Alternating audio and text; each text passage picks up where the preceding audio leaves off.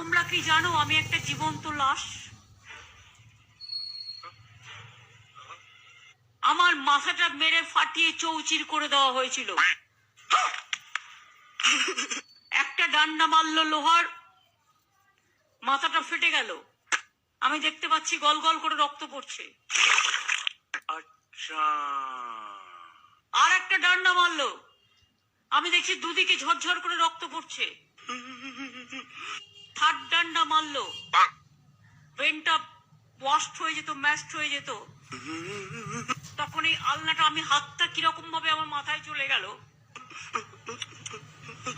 আর এই আলনাটা দেখছেন আমার অর্ধেক নেই, এটা যেমন পুরোটা আছে, ডান হাতে অর্ধেকটা নেই, কারণ ওটা থেতো করে দিয়েছিল। রোটেও গিয়েছিল যে আমি মারা গেছি, পার্লামেন্ট বন্ধ হয়ে গিয়েছিল। কিন্তু তোমরা কি জানো আমি একটা জীবন্ত লাশ?